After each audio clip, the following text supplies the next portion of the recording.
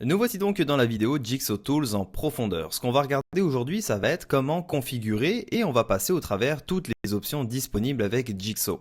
Donc quand vous créez pour la première fois un dôme, vous allez avoir ce dôme-là ici sur la droite, le dôme de base. On va le configurer ensemble pour qu'il devienne exactement comme le dôme qu'on a ici sur la gauche.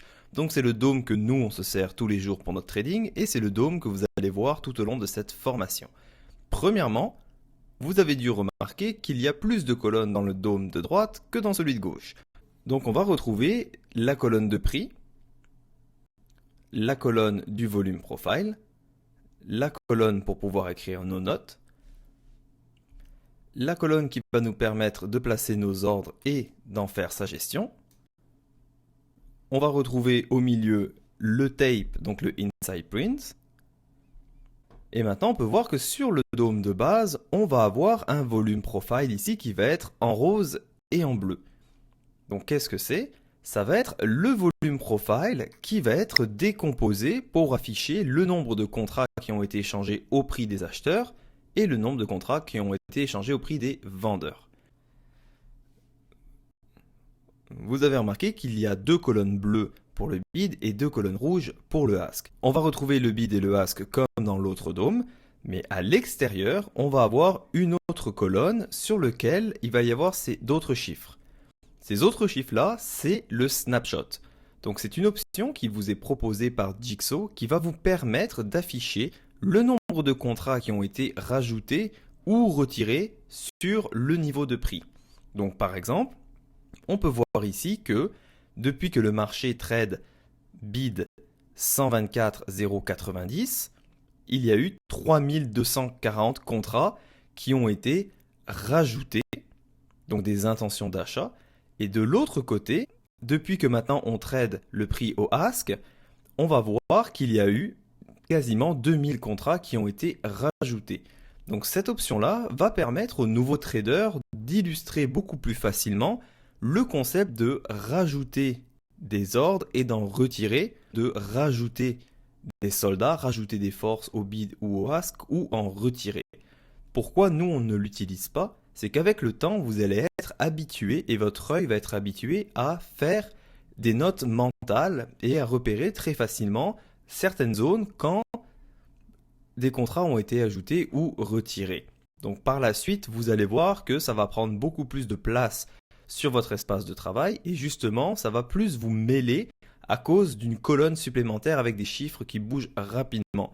Donc vous pouvez commencer avec cette option-là quand vous allez habituer vos yeux à comprendre le carnet d'ordre et à le trader pour les premières fois.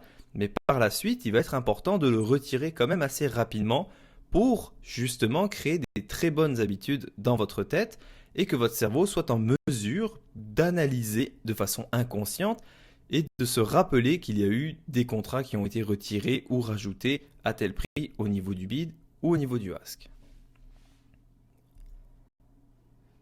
Les icônes qu'on va retrouver ici dans le haut vont vous permettre de faire la configuration des dômes et de faire certaines actions. Pour le moment, on va juste s'intéresser ici à la clé à molette. Donc quand on va cliquer dessus, ça va nous ouvrir la fenêtre des options ici. Dans le premier rectangle, la première option qu'on va retrouver, ça va s'appeler Always on Top. Quand on sélectionne cette option-là, ça voudra dire que votre dôme sera toujours au premier plan. Donc ce que je veux dire par là, c'est que si jamais vous passez une fenêtre, une page internet, elle va se retrouver derrière. Alors que sur le dôme qu'on a à gauche, l'option n'est pas cochée et donc vous voyez qu'on va pouvoir afficher n'importe quoi devant le dôme. Donc si vous voulez toujours que vos dômes soient en premier plan, vous n'avez qu'à cocher cette option-là. L'option suivante s'appelle Reset on New Session. Ce que ça veut dire, c'est que pour certaines personnes qui n'éteignent pas leur ordinateur, quand cette option-là est cochée, ça va faire en sorte que automatiquement votre dôme va se réinitialiser à l'ouverture d'une nouvelle session. Donc le volume profile et le inside print va être réinitialisé.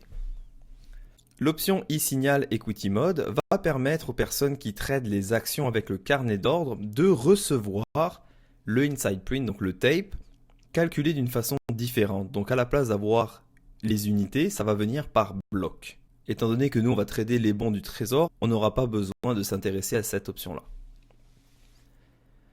L'option qui est cochée ici, ça s'appelle Centerline. Donc la Centerline, vous voyez ici, c'est la ligne noire. Cette ligne noire va nous permettre de repérer facilement où se trouve le milieu de votre dôme. Par la suite, l'option Auto Center, quand elle est cliquée, on va pouvoir la régler ici en nombre de ticks. Ça voudra dire que par rapport à la Centerline, quand le marché aura décalé de 5 ticks, automatiquement, le dôme va se réajuster, donc va se repositionner. Donc par exemple, il va descendre de 5 ticks. Donc pour le moment, nous, on ne va pas s'en servir parce que je vais vous faire voir une option qui permet en un seul clic ou en une seule touche sur votre clavier de repositionner tous vos dômes au même niveau. Pour pouvoir configurer les colonnes du bid et du ask, ça va se retrouver ici dans le deuxième rectangle des options. La première chose qu'on peut voir, c'est le Market Depth. Donc Market Depth, c'est quoi? Ça veut dire la profondeur du marché. Donc selon votre data provider, moi je suis avec Kinetic, donc j'ai accès à 10 niveaux de profondeur pour le bid et 10 niveaux de profondeur pour le ask. On va se rendre compte ici que là j'ai plus de 10 niveaux. Et pourquoi? Parce qu'il y a cette option ici, Show Depth History. Cette option-là vous permet de garder en mémoire le bid et le ask plus loin que 10 niveaux de prix. Donc ça ne va pas nous servir de toute façon, donc on va décocher cette option-là. Et quand on la décoche, on se rend compte maintenant qu'il y a un gros chiffre en jaune. Donc ce gros chiffre en jaune-là, ça va être le calcul simplement des 10 niveaux de prix. Donc on sait maintenant qu'au niveau du ask, il y a 39 500 ordres et qu'au niveau du bid, il y a 44 300 ordres. On va retrouver par la suite ici le Snapshot Depth. Ça va vous permettre d'augmenter ou de réduire la profondeur du marché par rapport à votre snapshot. Donc si vous voulez utiliser l'option Snapshot, je vous conseille de rester soit à 4, soit à 3, parce que au-delà de 4, ça va vous donner des informations qui ne sont absolument pas utiles. Ce que je veux dire par là, c'est que quand on se retrouve ici dans les niveaux 8, 9, 10, à savoir qu'il y a eu 500 contrats qui ont été rajoutés ou enlevés, ça vous donne aucune information pertinente et ça va justement faire le contraire, ça va saturer votre écran de chiffres qui bougent. Donc vous allez être plus perdu qu'autre chose. L'option Reset Bid Ask Profile on New Bar, ça voudra dire que à chaque fois qu'une nouvelle bougie ici va apparaître, donc ici toutes les 5 minutes, vous allez avoir un reset de votre bid et de votre ask profile. Donc les options qu'on a ici. Étant donné qu'on ne va pas se servir de ces colonnes-là, on ne va donc pas cocher cette option. Le snapshot filter ici va vous permettre, quand vous rentrez un chiffre ici, d'afficher uniquement le snapshot à partir d'un certain nombre. Donc par exemple ici, si je mets 1000, on va se rendre compte qu'au niveau du snapshot, maintenant, ça va afficher uniquement le nombre de contrats qui ont été rajoutés ou retirés s'ils sont plus que 1000.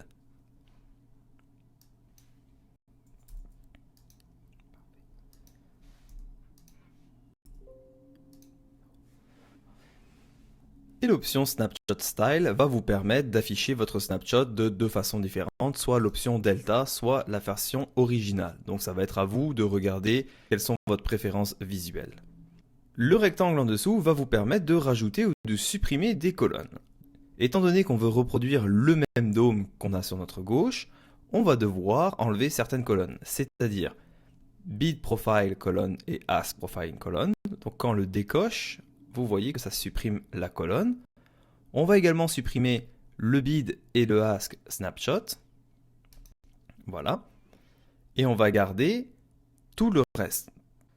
On va voir maintenant les dernières options. Donc vous voyez ici 2500, donc c'est en millisecondes. C'est le Clear Trade Timer Interval. Ce qui veut dire que si jamais le prix décale de 1 tick, donc à la hausse ou à la baisse, le inside print à l'intérieur va rester en mémoire pendant 2,5 secondes. Donc ça veut dire que si jamais ici au bid ça monte de 1 tick, le 258 ici va rester en mémoire pendant 2,5 secondes. Si après 2,5 secondes le prix n'est pas resté, ça va le supprimer. Et si jamais le prix revient, tous les contrats qui vont être tradés à ce moment-là vont être rajoutés au 258. Ça ne va pas repartir à zéro. Print Outliner, c'est une option qui va vous permettre de voir des échanges qui sont effectués à un prix différent que le prix du bid ou du ask actuel. Ça veut dire que si jamais on voit qu'il y a eu un échange qui s'est passé, par exemple, on va dire ici à 124,050, ça va vous imprimer, ça va vous faire voir le nombre de contrats qui ont été échangés. Donc cette option-là, on va la garder. On va voir ici par la suite le Scroll Wheel Sensitivity. Ce qui veut dire qu'à chaque fois qu'avec ma souris, j'utilise la molette pour monter ou pour descendre, ça va décaler de 5 ticks. Donc pour les marchés du bon du trésor, 5 ticks, c'est beaucoup. Pour les personnes qui vont trader les devises, donc le forex avec les contrats futurs, qui vont trader le pétrole, l'or ou tous les carnets légers, donc qui sont beaucoup plus volatiles, on va à ce moment-là vous recommander d'augmenter ici à 10, 15, 20 ticks. L'option en dessous, Update Interval, donc là qui est à 200 millisecondes, ça voudra dire que par seconde, le bid et le ask va être rafraîchi 5 fois. Ce qu'il faut savoir, c'est que le bid et le ask sont rafraîchis des centaines de fois par seconde. Par exemple, l'œil humain, lui, n'est pas en mesure de traiter toutes ces informations-là. Donc du coup, Jigsaw, avec cette option-là, va permettre de rafraîchir les chiffres au bid et au ask 5 fois par seconde. Donc à ce moment-là, l'œil humain va être en mesure de lire les informations. Sinon, ça changerait tellement rapidement qu'on serait incapable de voir les chiffres et on serait incapable de lire le dôme. Donc on va le laisser à 200. Le Update Interval Print, ça va être la même chose mais au niveau du Inside Print. Donc ça va rafraîchir un certain nombre de fois par seconde. Donc, à savoir que si vous augmentez ce chiffre, donc on va le laisser à 20, ça va prendre beaucoup de ressources sur votre ordinateur. Donc si vous avez un ordinateur très puissant, vous pouvez effectivement l'augmenter. Par contre, à savoir si réellement ça va vous servir, je ne pense pas. Donc on va juste le laisser à 20 pour le moment. Dans l'option ici, Shortcut Key, ça va vous permettre de configurer soit une touche de votre clavier, soit un bouton de votre souris à faire une certaine action. Donc la seule ici, moi, que je vais m'intéresser, ça va être Auto Center All Windows. Donc je vais cliquer une fois dessus, je vais cliquer sur Change et je vais appuyer sur la barre